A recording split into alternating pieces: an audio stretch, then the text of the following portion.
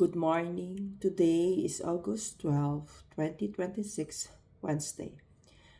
The first reading was taken from Ezekiel chapter 9, verses 1 to 7, 10, 18 to 22.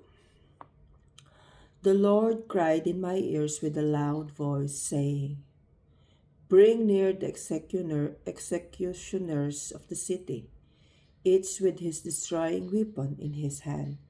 And behold, 6 men came from the direction of the upper gate, which faces north, each with his weapon for slaughter in his hand.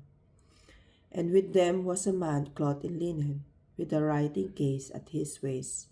And they went in and stood beside the bronze altar. Now the glory of the God of Israel had gone up from the cherub on which it rested to the threshold of the house. And he called to the man clothed in linen, who had the writing case at his waist. And the Lord said to him, Pass through the city, through Jerusalem, and put a mark on the foreheads of the man who signed and groaned over all the abominations that are committed in it. And to the others he said in my hearing, Pass through the city after him and strike. Your eye shall not spare, and you shall show no pity. Kill old men outright, young men and maidens, little children and women, but touch no one on whom is the mark. And begin at my sanctuary. So they began with the elders who were before the house. Then he said to them, Defile the house and fill the courts with the slain. Go out. So they went out and struck in the city. Then the glory of the Lord went out from the threshold of the house, and stood over the cherubim. And the cherubim lifted up their wings, and mounted up from the earth before my eyes as they went out, with the wheels beside them. And they stood at the entrance of the east gate of the house of the Lord, and the glory of the God of Israel was over them. These were the living creatures that I saw underneath the God of Israel by the Chebar canal, and knew that they were cherubim. Each had 4 faces, and each 4 wings, and underneath their wings the likeness of human hands.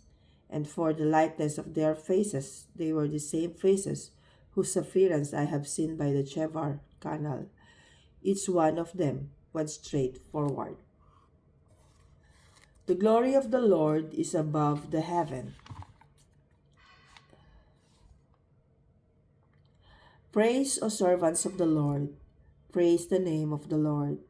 May the name of the Lord be blessed, both now and forever.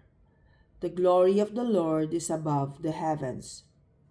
From the rising of the sun to the setting, praise be the name of the Lord.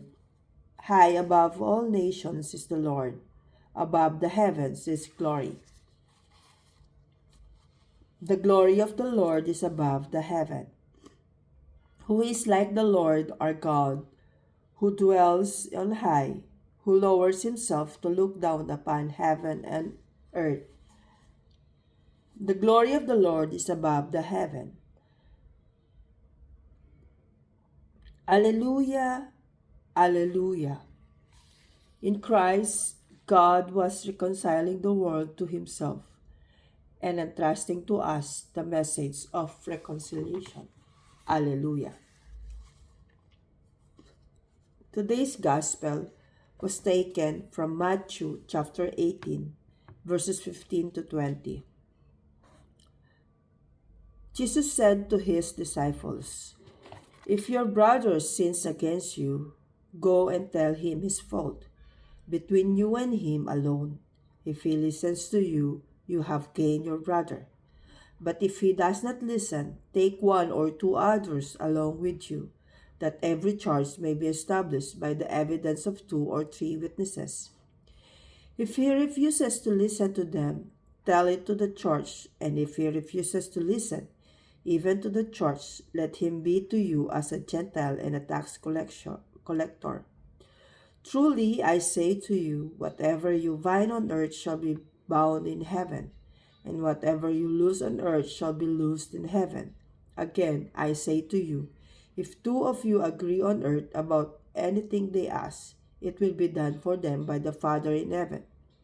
For where two or three are gathered in my name, there I am among them.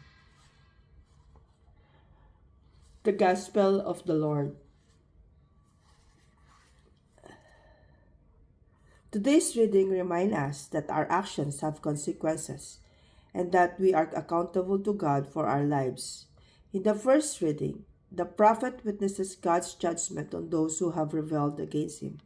But in the Gospel, Jesus teaches us that before judging others, we must first examine our lives ourselves.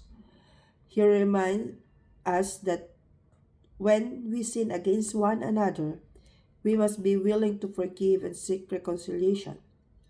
Forgiveness is like a warm, nourishing bowl of soup, good for both the soul and the body, just as a hearty soup revives our physical strength. Forgiveness revitalizes our spiritual well being. It frees us from resentment, heals emotional wounds, and restores peace to our hearts. Good morning and have a blessed day.